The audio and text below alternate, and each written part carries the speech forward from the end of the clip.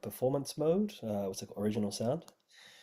Welcome both of you to our seminar. This is for the Monday, the 19th of May. It's our 6 p.m. session. So I'd like to open up the floor to Mr. Shrita. Performance mode. Shrita, when you're ready, go ahead and introduce yourself and the piece that you're going to be playing. Okay, my name is Shritan, and I'll be playing Sonata in C by Mozart. Excellent.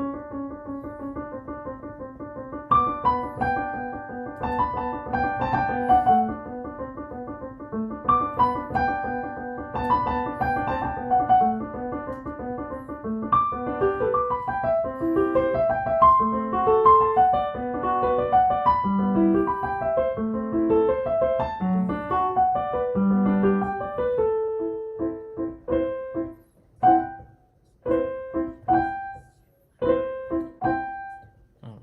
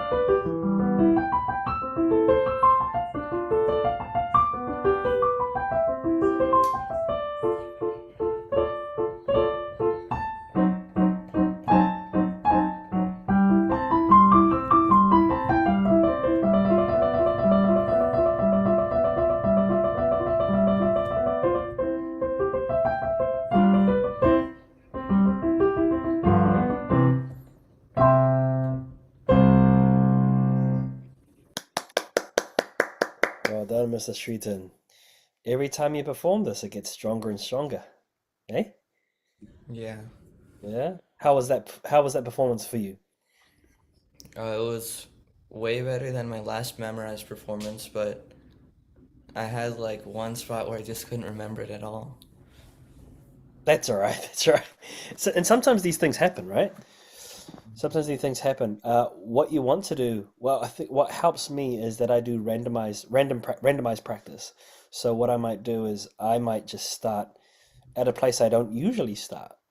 Maybe I might start right here, and I Mhm. practice playing from memory just these two measures, and then I'll jump around.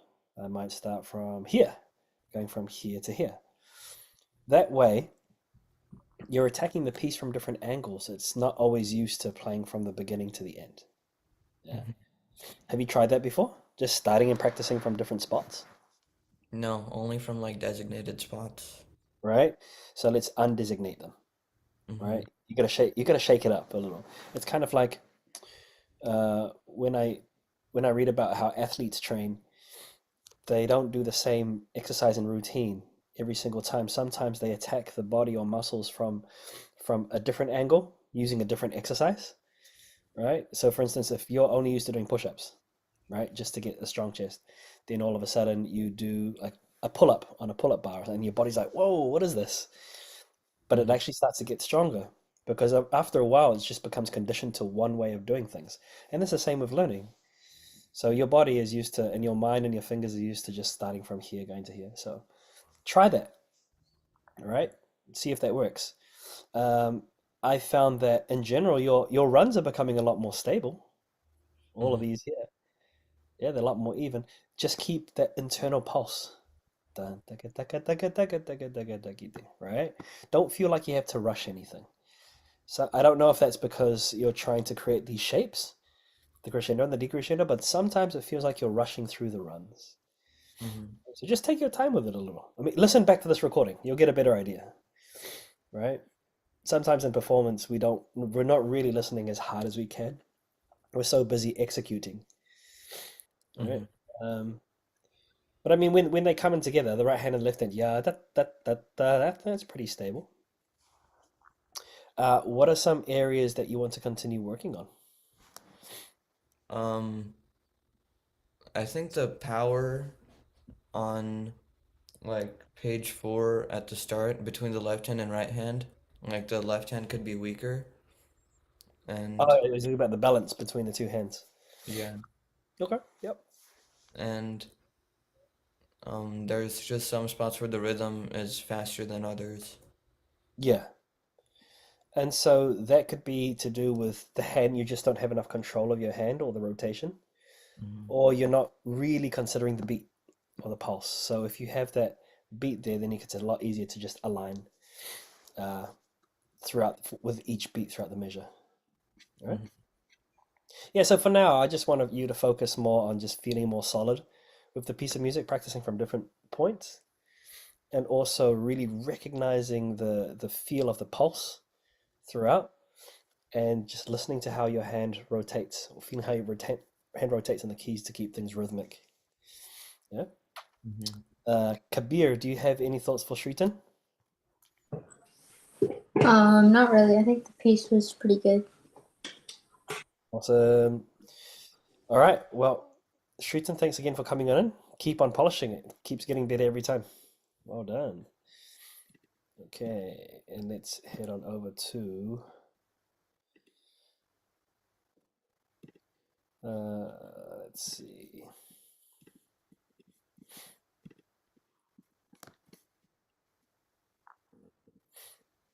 Mm, Monday performance seminar. There we go. All right, Kabir, go ahead and introduce what you're playing.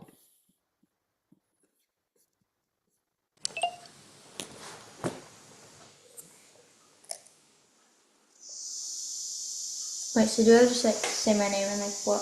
Yeah, yeah, please, same thing. Say, introduce your name and then the name of the piece and the composer. Is my camera good? Yep, there it is. I can see it. Okay. So my name is Kabir, and I'll be playing like the first 2 pages of my piece, Enchanted Moments, like kind of like a rough draft. Nice.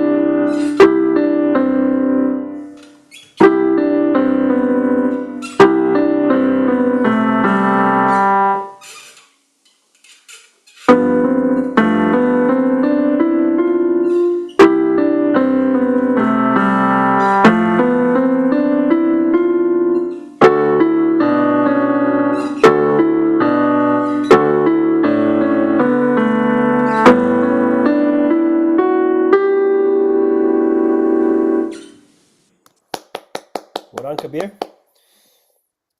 Good start. Good start to the piece. What are you learning as you perform? What are you learning? What are the areas that you feel you're getting better under control and areas that you want to improve? I think like some of the areas like I'm getting better in are like the chords and the piece, and I think like an area I can improve is kind of like the scales. So the scales, yeah. What do you think you need to do to, well, actually, maybe we'll ask Shritan first and then we'll come back to you. Shritan, do you have some advice for how he can improve playing these scales, making them smoother? Um, I think mostly it was just the transition before the scales, and like if I were him and I made like a slight mistake like that, I would get really nervous, and I think that's what messed up the scales. It's funny that how when we make one mistake and then we get a little bit shaky, almost embarrassed about it, and then everything that follows it crumbles a little. But I felt though, Kabir, that you did pretty well, even though regardless of some of the places where the scales were a little uncertain, you kept the pulse moving forward, which is really good. But I agree with Shritan, transitions is really important. So what you'd want to do is as you lead up to the second part of the scale, da da da da da da, pause, check the finger that has to move to this next note, then move it, right? So you need to train those leaps going down or those skips, right? Same thing, look, it gets pretty big here from the E all the way down to the A. So you need to have your thumb prepared. So I would just do these sections slowly, Kabir. That's what I'd do. Same thing with all of these measures here, um, especially when you change to a new key, right? From the A, make sure that your finger is ready to go to the G sharp and that your hand is ready to shift forward to play these sharp notes. And just remember that when you play sharps, the hand has to shift forward to play them and then back to play the white notes, Okay. right? So right now it's just a matter of orienta orienting the hand to know exactly where it needs to go next and the finger, right? So I would suggest do the same thing I was saying Shooten to do. Listen back to this recording, all right? And circle the areas that you feel that the hand is hesitating a little, and just practice the transitions just very slowly, but program your hand, like tell your hand exactly what it needs to do to get from one note to the next or one new position to the next. But this is a good start. How's it for you, Kabir, overall? I thought it was like a pretty good first draft. Yeah? What are some things that you felt were a success? Um, like probably like the trend. I thought like the transition like between the chords, like for example, like in the first part, were pretty good. In the opening, right? Yeah, I thought so too. And this is a good tempo that you took as well, not too fast, so it enables your hands to get to the note in time. So well done to you, yeah? All right. Come back to us again next week once you finish the piece. Okay. Almost there. All right, gentlemen, that is our seminar. Do watch the video back, as I said, so that you can continue learning, take down notes, figure out what to improve for next time. And we'll see you again in Kaizen soon. Have Okay. a great evening. Bye. Thanks, Kibia.